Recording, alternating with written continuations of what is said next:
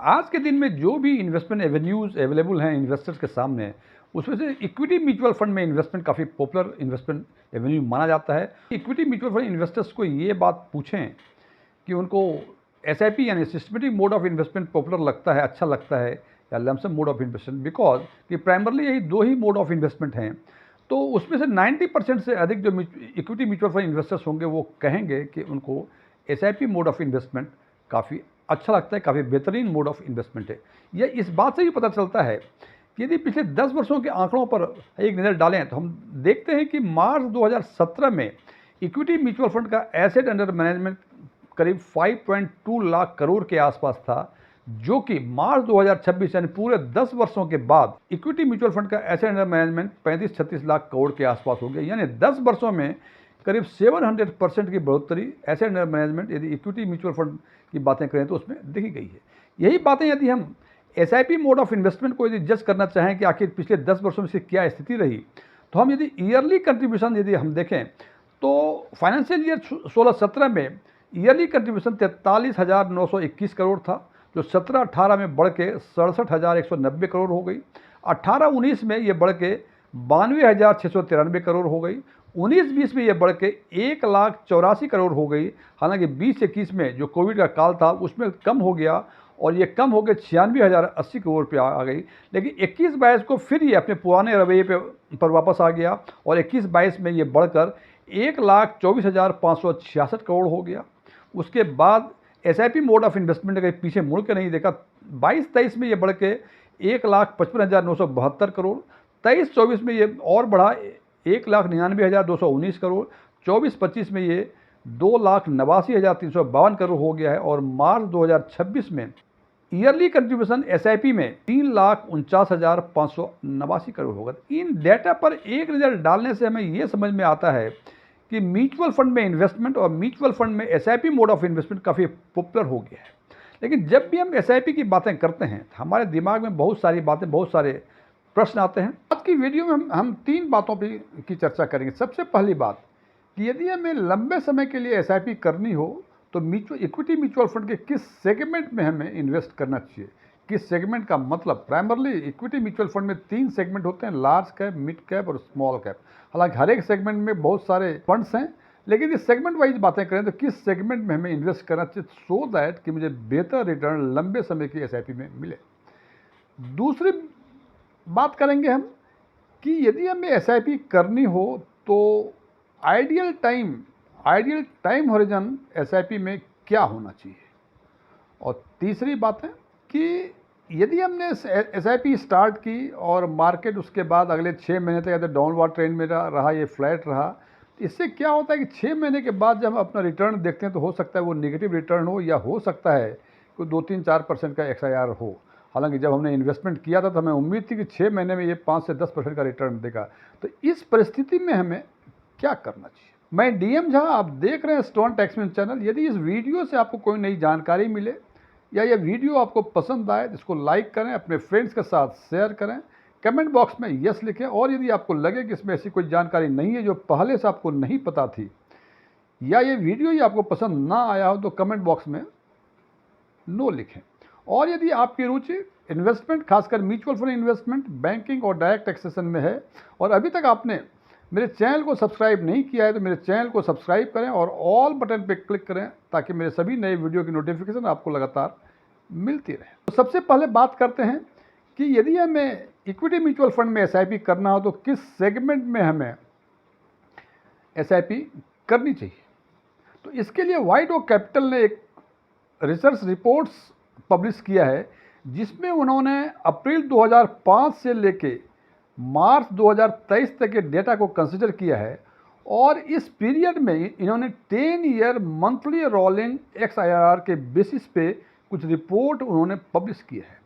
और उस रिपोर्ट में उन्होंने BSE Sensex 100 TRI, BSE mid cap 150 TRI और बीएसई स्मॉल कैप 250 टीआरआई के बेसिस पर रिपोर्ट पब्लिश की और उन्होंने देखा बीएसई 100 टीआरआई जो कि लार्ज कैप सेगमेंट का बेंचमार्क है, उसमें 12% से अधिक एक्सआईआर मिलने की संभावनाएं 64% है, जबकि मिड कैप में ये संभावनाएं बढ़ के 95% हो जाती है और स्मॉल कैप में फिर ये कम होकर इसकी संभावनाएं 73% हो जाती है। इसका मतलब कि 10 साल की एसआईपी में मंथली रोलिंग एक्सआईआर के बेसिस पे 12% से अधिक रिटर्न लार्ज कैप में 64% चांसेस है, मिड कैप में 95% चांसेस हैं, स्मॉल कैप में 73% चांसेस है। यही बातें यदि मोर देन 15% एक्सआईआर की करें तो हम देखते हैं कि लार्ज कैप में यानी 100 टीआरआई में ये संभावनाएं केवल 7% रह जाती हैं,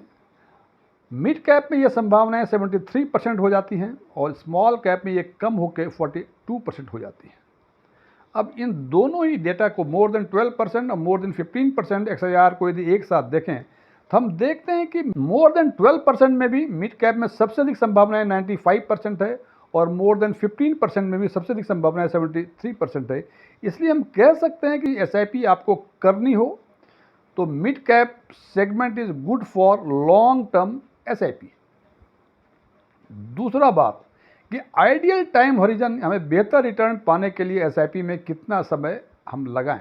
के लिए व्हाइट ओक कैपिटल ने सितंबर 2096 से लेकर मार्च 2023 तक के डेटा को कंसिडर किया है और उस डेटा के हिसाब से उन्होंने कुछ स्टडी रिपोर्ट पब्लिश की है और इस रिपोर्ट में उन्होंने बताया है कि और इस रिपोर्ट में उन्होंने 6 टाइम हॉरिजन को कंसिडर किया है, 3 साल, 5 साल, 8 साल, 10 साल, 12 साल और 15 साल। और इसमें इन्होंने देखा कि पॉजिटिव रिटर्न मिलने की संभावनाएं 3 वर्ष में 83% है, 5 वर्ष में 91% है और 8 ईयर्स ऑनवर्ड यानी 8 साल, 10 साल, 12 साल, 15 साल के टाइम हॉरिजन में इसकी संभावनाएं 100% है। इसका मतलब एक कंक्लूजन तो ये निकाल सकते हैं, यदि आप चाहते हैं कि एसआईपी मोड ऑफ इन्वेस्टमेंट में आपको नेगेटिव रिटर्न ना मिले तो कम से कम आपको एसआईपी 8 वर्षों की करनी चाहिए।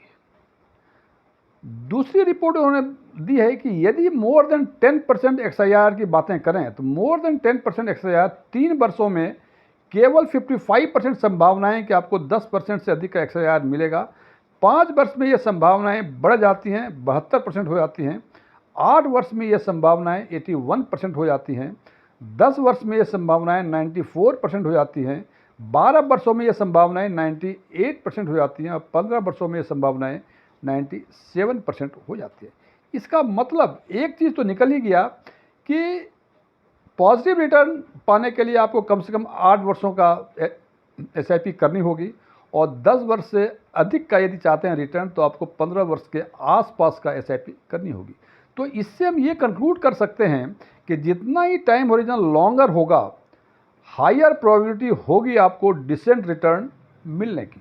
तीसरा पॉइंट्स कि जैसे ही आपने एसआईपी स्टार्ट की, मार्केट फ्लैट मोड में या डाउनवर्ड ट्रेंड में चला गया और 6 महीने के बाद काफ़ी कम रिटर्न मिले या आपको नेगेटिव रिटर्न मिले तो आपको लगता है कि यार एसआईपी अब बंद कर देनी चाहिए। हम कह सकते हैं कि stop SIP when market is not doing well. Friends, जैसा कि आप जानते हैं कि इक्विटी काफ़ी वोलेटाइल होता है और हो सकता है कि जैसे मैंने बताया कि जैसे ही आपने एसआईपी स्टार्ट की, मार्केट डाउनवर्ड ट्रेंड में या फ्लैट मोड में चला गया और 6 महीने के बाद देखा तो या तो आपको नेगेटिव रिटर्न मिला या इतना रिटर्न मिला जो कि उम्मीद से काफ़ी कम थी। इस पर भी व्हाइट ओक कैपिटल ने एक रिपोर्ट पब्लिश किया है और इस रिपोर्ट में उन्होंने बताया है, दिखाया है कि वैसे एसआईपी जिनका 5 वर्षों का एक्सआईआर, फर्स्ट 5 ईयर का एक्सआईआर 8% से कम हो और वैसे फंड्स जिनका फर्स्ट 5 ईयर्स का एक्सआईआर 8% से अधिक हो, तो इन्होंने देखा कि इन दोनों तरह के फंड्स में 10 वर्षों के बाद जिनका कि फर्स्ट 5 ईयर्स में 8% से कम का एक्सआईआर था, उनका एवरेज एक्सआईआर आफ्टर 10 ईयर्स 18.6% देखी गई और जिनका फर्स्ट 5 ईयर्स में मोर देन 8% का एक्सआईआर था, उनका 10 वर्षों के बाद एवरेज एक्सआईआर 14.8% देखी गई। यानी कि जिनका इनिशियल 5 ईयर्स में अधिक एक्सआईआर था, 10 वर्षों में एवरेज रिटर्न इनका कम हो गया और जिनका इनिशियल 5 ईयर्स में कम एक्सआईआर था, 8% से कम था, उनका 10 वर्ष में एवरेज एक्सआईआर दूसरे की तुलना में अधिक हो गई। तो इससे हम ये कंक्लूड कर सकते हैं कि एसआईपी के केस में slow start is a good start. जैसे आपने देखा कि फर्स्ट 5 ईयर्स में 8% से कम, लेकिन 10 वर्षों के बाद एवरेज XIR 18% से अधिक। लेकिन यही इसका जस्ट उल्टा कि जिनका कि फर्स्ट 5 ईयर्स में 8% से अधिक का XIR था, 10 वर्षों में ये XIR केवल 14.8% ही था। फ्रेंड्स, इन बातों से हम एक बात तो कंक्लूड कर ही सकते हैं कि यदि आपको फाइनेंशियल गोल अचीव करना है तो आपको एसआईपी अर्ली स्टार्ट करनी पड़ेगी, रेगुलर वे में इन्वेस्ट करना पड़ेगा, यानी मार्केट अपवार्ड हो, डाउनवार्ड हो, फ्लैट हो, आपको रेगुलरली आपको इन्वेस्ट करना पड़ेगा। और ये इन्वेस्टमेंट का टाइम हॉरिजन जो है वो लंबा होगा। ना कि इस बात पे ध्यान दें आप कि आप इंस्टॉलमेंट की डेट मंथ के किस महीने को फिक्स करें, या इसकी फ्रिक्वेंसी मंथली रखें या वीकली रखें या डेली रखें, इससे कोई फर्क नहीं पड़ता। केवल इन 3 बातों को यदि ध्यान रखेंगे तो निश्चित रूप से आपका फाइनेंशियल गोल अचीव होगा। फ्रेंड्स, ये वीडियो क्लोज करने के पहले मैं कुछ डिस्क्लेमर देना चाहता हूँ कि मैं कोई म्यूचुअल फंड एडवाइज़र नहीं हूँ। मेरे पास MFI के कोई रजिस्ट्रेशन नंबर नहीं है, न ही मैंने सेबी के कोई एग्ज़ाम इस बाबत पास किए हुए हैं। ओपन डोमेन में जो भी इन्फॉर्मेशन अवेलेबल है उसके बेसिस पे मैं आम लोगों के लिए आम वीडियो बनाया करता हूँ। ये मेरे विचार थे। यदि आप मेरे विचारों से सहमत हैं, कमेंट बॉक्स में एग्रीड लिखें, और यदि आप मेरे विचारों से सहमत नहीं हैं तो कमेंट बॉक्स में नॉट एग्रीड लिखें। Thank you.